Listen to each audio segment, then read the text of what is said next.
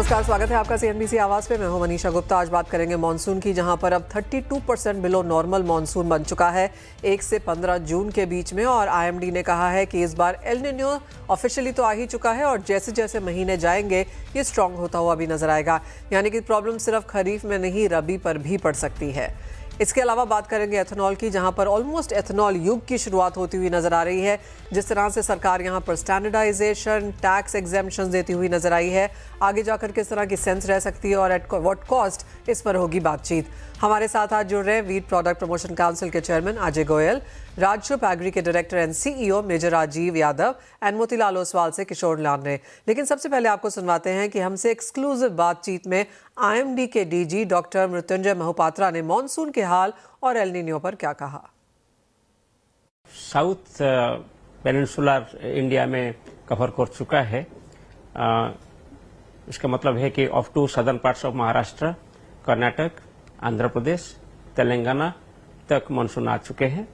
और इसके बाद नॉर्थ ईस्टर्न स्टेट्स और ईस्टर्न इंडिया में कम्प्लीटली वेस्ट बंगाल, सिक्किम और ज़्यादातर हिस्सा उड़ीसा का कवर हो चुका है। झारखंड और बिहार का भी कुछ हिस्सा कवर हुआ है। और अगले 4-5 दिन में और कुछ प्रोग्रेस होगा, नॉर्थवर्ड प्रोग्रेस होगा। और रेनफॉल की बात करें तो अभी तक जो एरिया में मानसून आ चुके हैं वहाँ स्पेशली साउथ इंडिया में आप देखेंगे तो लगभग नियर नॉर्मल रेनफॉल हुआ है। मगर ऐसे कुछ एरिया है जैसे तमिलनाडु और एडजनिंग एरिया, वहाँ डेफिशिएंट रेनफॉल है। और इसके साथ साथ नॉर्थ ईस्टर्न स्टेट्स में मानसून आ चुके हैं, फिर भी वहाँ मानसून भी डेफिशिएंट रेनफॉल है। For country as a whole आप देखेंगे तो मानसून अभी बिलो नॉर्मल कैटेगरी में चल रहा है। मगर नॉर्थ वेस्ट इंडिया में, जैसे plains of north west India, Punjab, Haryana, west Uttar Pradesh और वेस्ट मध्य प्रदेश, राजस्थान, ये सब इलाका में थंडरस्टॉर्म और वेस्टर्न डिस्टर्बेंस की वजह से नॉर्मल टू एबो नॉर्मल रेनफॉल रिकॉर्ड हुआ है। महाराष्ट्र और गुजरात, इस इलाका में अभी तक मानसून आगे बढ़ा नहीं और इसमें स्लो प्रोग्रेस हो रहा है, इसलिए मानसून यहाँ डेफिशिएंट स्थिति में है अभी। और ये लगता है कि और कुछ दिन मानसून ऐसे ही थोड़ा नॉर्मल स्टेटस में रहेगा। इसके बाद थोड़ा इम्प्रूवमेंट हो सकता है टुवर्ड्स से 20th के बाद थोड़ा मानसून में इम्प्रूवमेंट होगा और रेनफॉल बढ़ने का संभावना है और प्रोग्रेस भी ज्यादा होने का संभावना है। जैसे हमने प्रेडिक्ट किया था ऐसे ही एल निनो कंडीशन जून महीना में डेवलप हुआ है और एट प्रेजेंट ये एक वीक एल निनो कंडीशन है। और धीरे धीरे हमारा जो पूर्वानुमान है जुलाई महीना में मॉडरेट, माने इसका इंटेंसिटी बढ़ेगा, मॉडरेट एल निनो कंडीशन में कन्वर्ट होगा और अगस्त में भी ऐसे ही रहेगा। टुवर्ड सितंबर strong monsoon condition, strong El Nino condition develop होने का संभावना है। और ये जो एल निनो है इसका इम्पैक्ट है भारत की जो मानसून बारिश के ऊपर।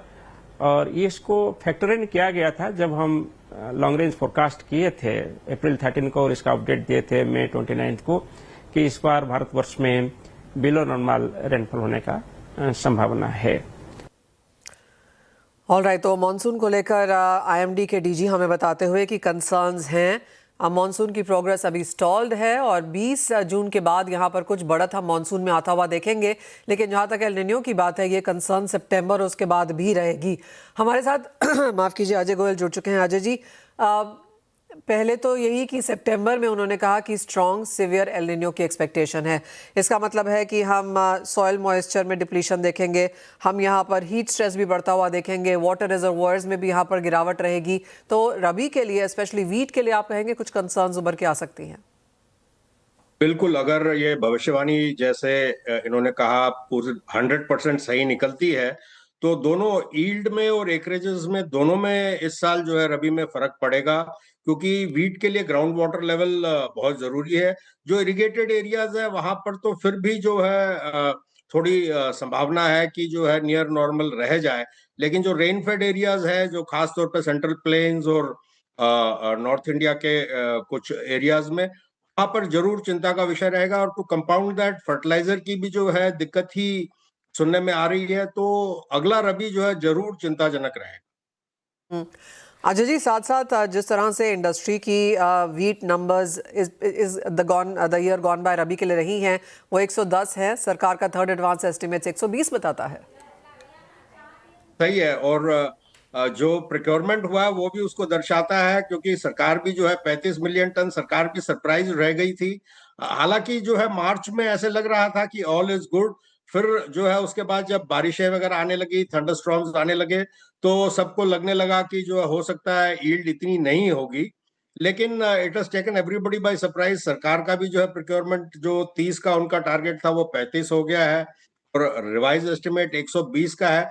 तो ऑल इन ऑल अपने एक बहुत ही कंफर्टेबल सिचुएशन में है जहां तक वीट का सवाल है, क्योंकि सरकार की रिक्वायरमेंट हालांकि 20 मिलियन टन है और बफर की रिक्वायरमेंट उससे बहुत अधिक अपने पास आज की तारीख में स्टॉक है। तो almost 50 million tonne plus stock government के पास है।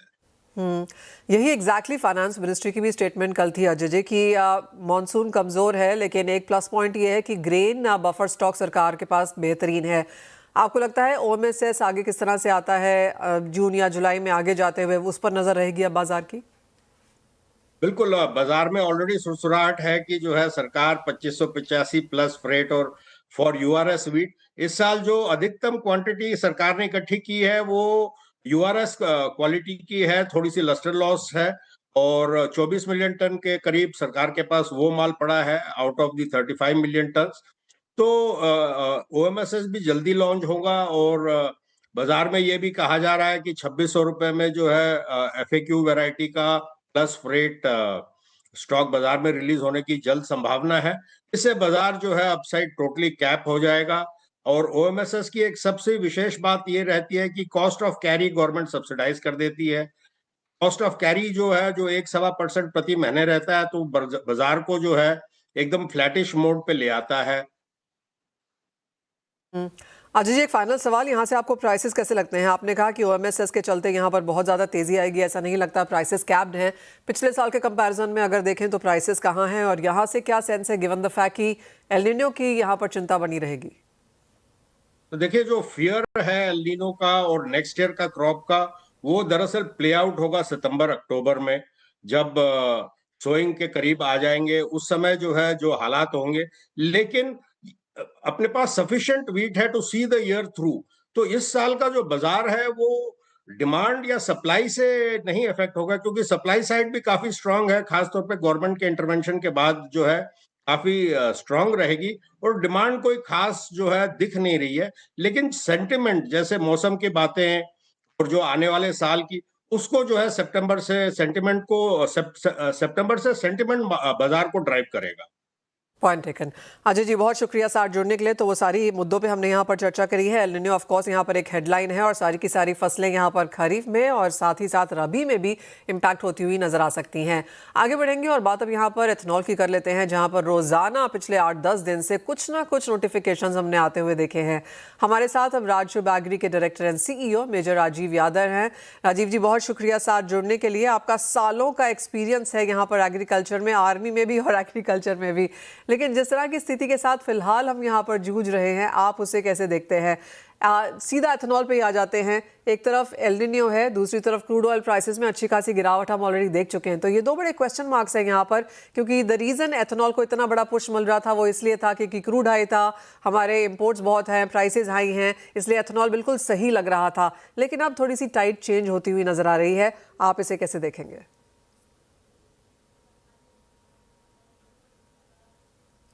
राजीव जी, आप म्यूट पे हैं। Okay, am I audible? Yes. Okay, तो पहली बात तो thank you for having me on my show. आपने धन्यवाद आपके शो में बुलाने के लिए।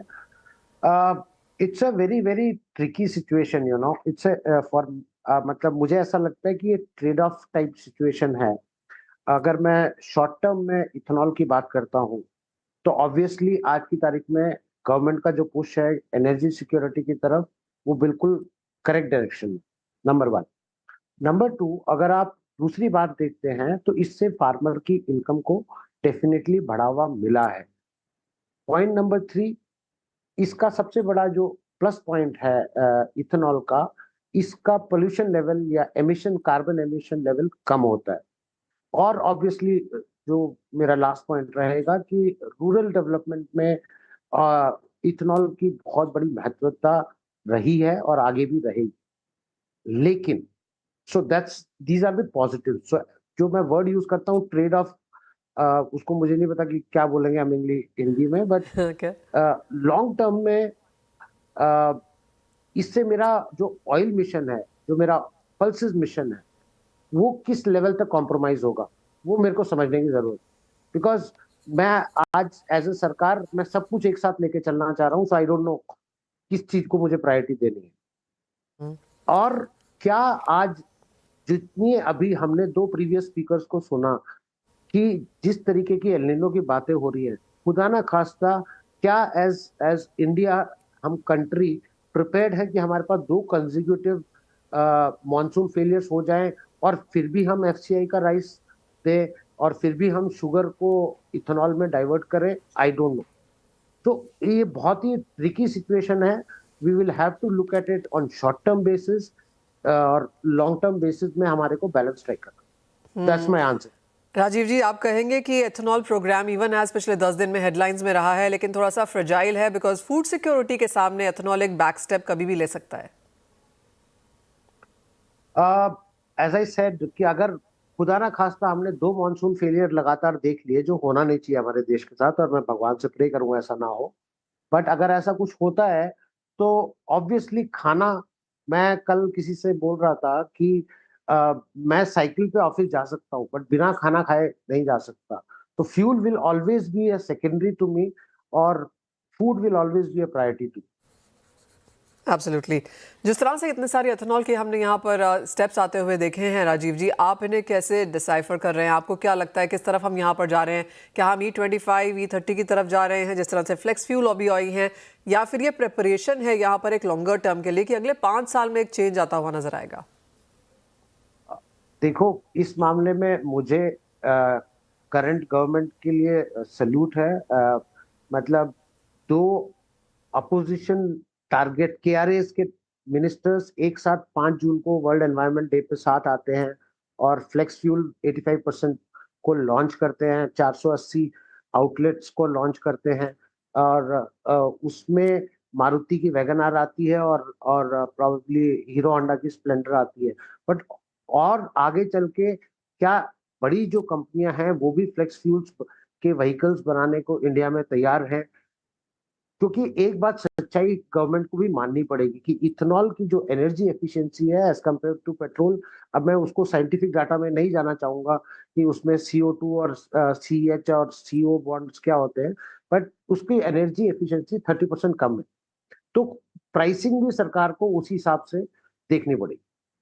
राजीव जी, एक फाइनल सवाल, आपको क्या लगता है मॉनसून को लेकर कितनी चिंता फिलहाल यहाँ पर बनी रह सकती है? जैसे आपने कहा कि अक्रॉस बोर्ड खरीफ एंड रबी में यहाँ पर इश्यूज हैं, कहाँ पर आपको लगता है सरकार को इस तरफ मैक्स ध्यान देना चाहिए? क्या वो ड्राउट रेजिस्टेंट सीड्स हैं, अवेयरनेस है, लेस वाटर गजलिंग क्रॉप्स हैं, कहाँ पर ध्यान होना चाहिए?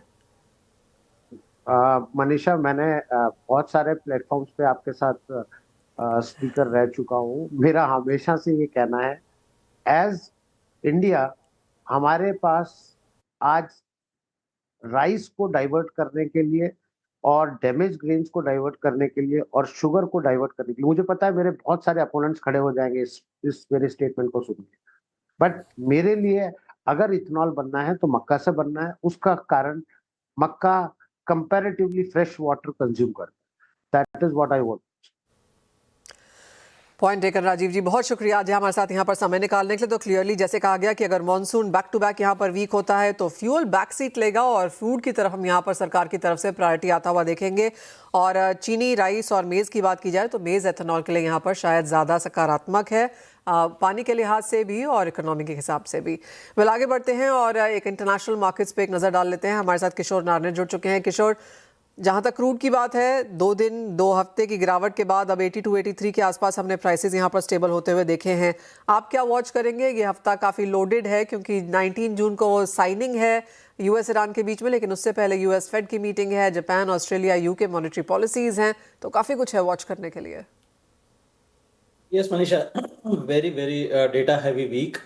सो मार्केट्स भी वो चीज़ें डिस्काउंट करने की कोशिश कर रहे हैं कि until unless यहाँ पे कुछ क्लैरिटी ऑफ डायरेक्शन रहेगा, मार्केट बहुत ज्यादा मूव नहीं करेंगे। जो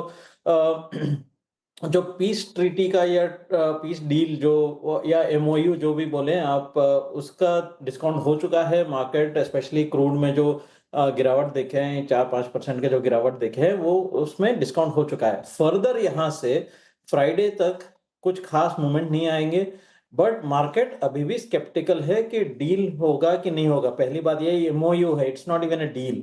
ये होगा कि नहीं होगा वो भी क्लैरिटी नहीं है। सेकंड इज दैट ये होगा तो भी वो वैलिड रहेगा कि नहीं है, कि दोनों पार्टीज ऑनर करेंगे कि नहीं करेंगे। और इजराइल जब तक इसमें पार्ट नहीं है कि whether validity of the deal questionable है, तो ये चीजें भी है। तो मुझे लगता है कि क्रूड ऑयल खास करके डाउन साइड में बहुत ही रेस्ट्रिक्टेड है, but there could be a sudden surprise upside अगर डील किसी भी कारण की वजह से साइनिंग नहीं होता है या कुछ सरप्राइज फैक्टर निकल के आते हैं। अच्छा तो नहीं हो सकता है, तो खराब तो ज्यादा हो सकता है डील के बारे में। उस सिलसिले में यहाँ पे प्राइसेस ऊपर जा सकते हैं। सो डाउनसाइड थोड़ा रेस्ट्रिक्टेड है, बट अगेन जो ग्लोबली इन्फ्लेशनरी एक्सपेक्टेशंस कमजोर होने की वजह से जो डॉलर में थोड़ा बहुत कमी आया है, उसके वजह से जो कमोडिटीज रैली हुआ है, आई थिंक वो भी एक बार के लिए रुक जाएगा। Because people want to see that कि सेंट्रल बैंक फेड कैसा रिएक्ट करेगा, फेड का राय कैसा रहेगा लॉन्ग टर्म में। आई थिंक वो भी देखने लायक रहेगा। तो ये हफ्ता थोड़ा सा क्रिटिकल है, रेंज बाउंड मूवमेंट्स है, हेज करके चलना चाहिए एंड बहुत ज्यादा ओपन पोजीशंस हेवीली नहीं रखना चाहिए। लेकिन गोल्ड एंड सिल्वर में कोई राय है, जहां पर एक स्ट्रॉन्ग रिबाउंड कल आता हुआ नजर आया, लेकिन आज अगेन यहां पर भी काफी लिस्टलेस ट्रेड है। I think the overall commodity market में एक्चुअली लिस्टलेस ट्रेड ही रहेगा। एंड खास करके जो गोल्ड में जो स्लाइट अपटिक देखा है, जो इन्फ्लेशनरी एक्सपेक्टेशन कमजोर होने की वजह से। बट इन्फ्लेशनरी एक्सपेक्टेशंस तुरंत ये नहीं होगा, because until unless there is a structural downturn in crude, ये परमानेंट हो जाएगा। अभी फॉर एग्जांपल इवन 60 दिन के लिए भी एक बार एग्रीमेंट साइन हो जाता है, देन प्रोबेबली थोड़ा बहुत इसका राहत मिलेगा। अदरवाइज देन वापस क्रूड तुरंत आपको $90 पर बैरल के आसपास WTI जो ब्रेंट है वो आ सकता है, और बहुत ज्यादा समय नहीं लगेगा यहाँ पे। So upward risk are far higher, तो मार्केट इसके लिए वेट करेगा। एंड ये वीकेंड तक ये रहेगा। प्रॉब्ली मंडे ट्यूसडे में थोड़ा सा बेटर डायरेक्शनल ट्रेंड्स मिल सकता है।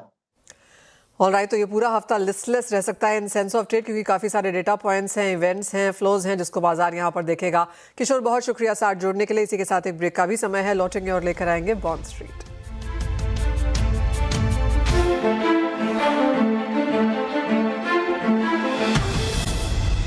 Bonds present Bond Street. नमस्कार, बॉन्ड स्ट्रीट में आपका स्वागत है। और आज हमने फिर से बॉन्ड्स के मार्केट में यहाँ पर बढ़त आते हुए देखी है। रुपए में स्थिरता कायम है। ऑफकोर्स कल की क्लोजिंग के बाद हल्की सी गिरावट रुपए में आज ज़रूर देखने को मिली है, लेकिन जिस तरह से सेल ऑफ हमने कच्चे तेल में आता हुआ देखा है, उसका पूरा फायदा यहाँ पर बाजार ने लिया है। पिछले हफ्ते कच्चा तेल 6% गिरा था, कल कच्चा तेल 5% फिसला था, और उसके बाद 83 के आसपास के लेवल्स आज यहाँ पर बरकरार हैं। एक बहुत बड़ा पॉजिटिव जो हमने मार्केट्स में आता हुआ देखा है वो ये कि एफआईआईज ने जून में यहाँ पर $1.84 बिलियन की खरीदारी बॉन्ड्स में की है। 16 महीने में एफआईआईज की ये सबसे बड़ी निवेश देखने को मिल रही है। ये बेसिकली दो वजह से है। एक तो ये जिस तरह से हमने यील्ड्स में गिरावट आते हुए देखी है, उसका फ़ायदा यहाँ पर बाइंग में मिला है। दूसरा, जो पिछली आरबीआई पॉलिसी के टाइम पर हमने टैक्सेस में कटौती आते हुए देखी थी, उससे भी यहाँ पर एफआईआईज का निवेश बढ़ा है। यूएस बॉन्ड यील्ड्स में गिरावट रही है, और साथ ही साथ एक और बड़ी चीज़ जो बाजार इस हफ्ते वॉच करेगा वो ये है कि सेबी की बोर्ड मीटिंग 19 जून को होने वाली है। ऑफकोर्स काफ़ी बड़ा एजेंडा है, काफ़ी चीज़ों में यहाँ पर चेंजेस और बोर्ड अप्रूवल्स दे सकता है, लेकिन दो चीज़ें जो बॉन्ड का बाजार यूज़ करेगा या देखेगा, एक तो ये है कि AIF स्कीम यहाँ पर लॉन्च करने का समय पर एक फैसला यहाँ पर संभवित है। दूसरा, लॉन्च करने का समय यहाँ पर 30 दिन से घटाकर 10 दिन हो सकता है। तो ये एक ऑफकोर्स यहाँ पर पॉजिटिव है। जो प्रस्तावित ग्रीन चैनल फ्रेमवर्क के तहत यहाँ पर AIF स्कीम का लॉन्च शायद मार्केट्स देख पाएंगे। जो दूसरी बड़ी चीज़ है वो ये कि जो OBPs हैं, यानी कि ऑनलाइन बॉन्ड प्लेटफॉर्म्स हैं, उनको 54 EC capital gain tax saving bond को बेचने की मंजूरी मिल सकती है। इफ्स का एज अ रेगुलेटर यहाँ पर इनको प्रोडक्ट्स बेचने की सहमति दे सकता है और मार्केट्स को लगता है कि इसकी वजह से हम और बेहतर बाइंग और FI इनफ्लोज यहाँ पर बाजार में बरकरार देखेंगे। CNBC Awaaz and India Bonds present Bond Street.